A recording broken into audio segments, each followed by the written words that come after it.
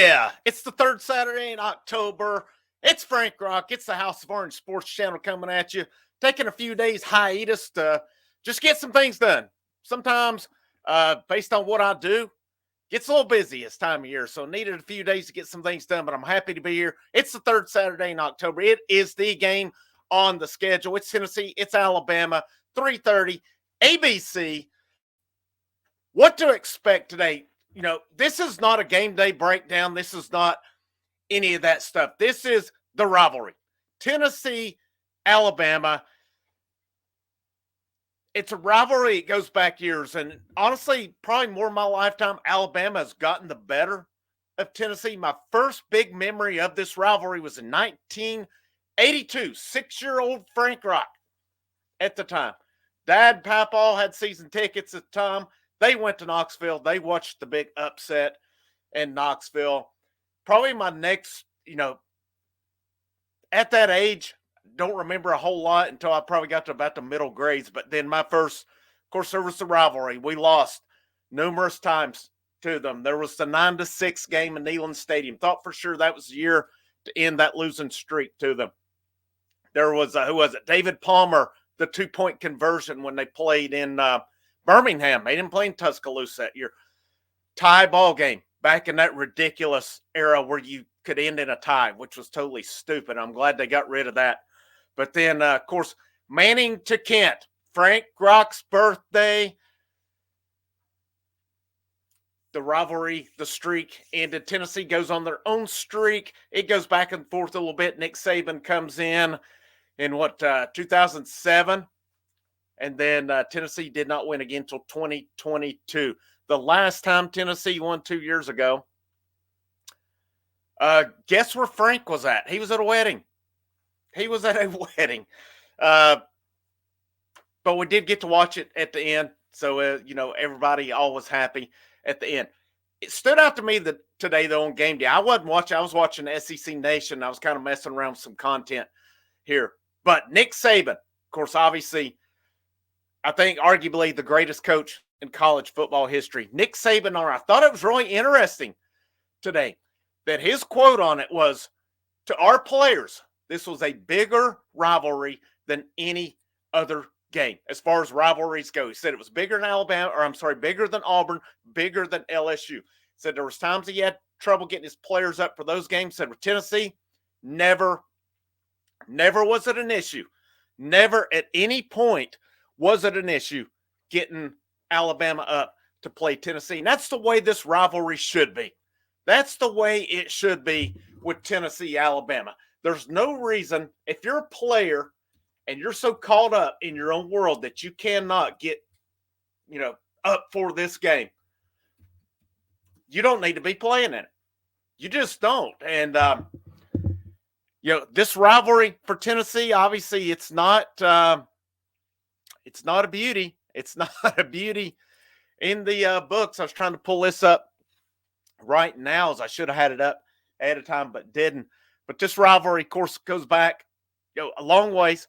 Goes back to, looks like the first game was in 1901, and now they played up to 2023. The series goes 30 for Tennessee, 39 wins, 60 losses, and 7 ties. And the longest winning streak in this series for Tennessee was from 10-14, 1995 in Tuscaloosa up to 10-20, 2001 when Tennessee, 2001 Tennessee won in Tuscaloosa that year also. I was trying to think on that because Tennessee beat Florida at Florida that year, and they always play Florida and Alabama. It's, home and away. It's the same year with that. I can't remember the score in 2001. That would have been Casey Clausen as quarterback. Tennessee did win that game, though. Alabama won in 2002 in Knoxville. I was actually there for that game when Alabama extended that series. 2003, was that not the game where Casey Clausen, what was it, fourth and a mile in overtime, and they converted? Tennessee won that game. I was there in 2004. Tennessee did win that game. 2005 was the Corey Anderson fumble through the end zone 2006, come back to Knoxville. And I'm pretty sure in 06. Let me think on that one here off the top of my head. Let's see. 2006, Tennessee did win that game. That's right. Eric Ainge, quarterback, 16-13. Tennessee won that one. 2007, that was Saban's first year. He didn't even have his team rolling well, and they annihilated Tennessee that year. Started the game with an onside kick and never looked back. Never looked back after that one. 2008, that was the end of the former era. 29-9. Tennessee had a run early from was it Cedric? I know Cedric Houston would have been gone at that point. I'm trying to, maybe in Torian Poole. Then it was a long run. Tennessee settled for a field goal. Alabama scored, never looked back. Just some of the games that stood out in this rivalry looking back, especially recently. 2009, that was the Lane Kiffin year.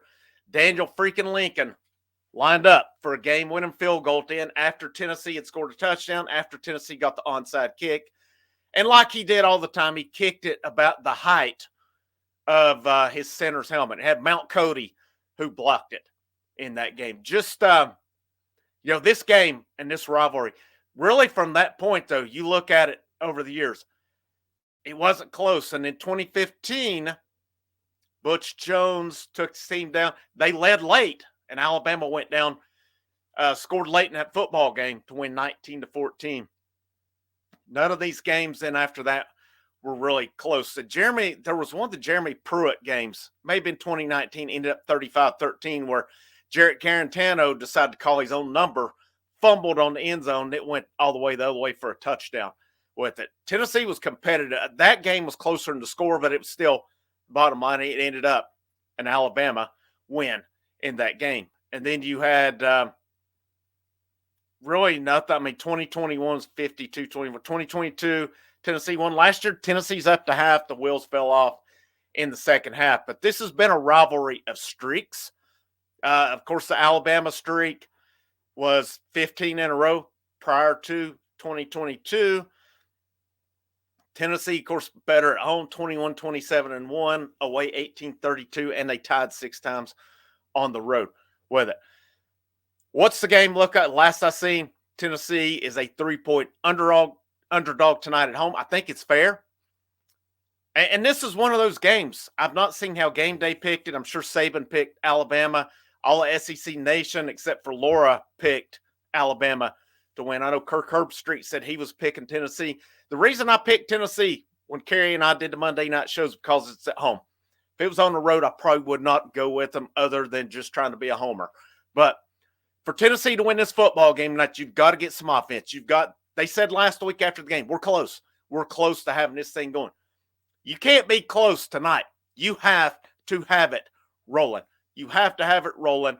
Every guy who comes in should be amped up for this game tonight.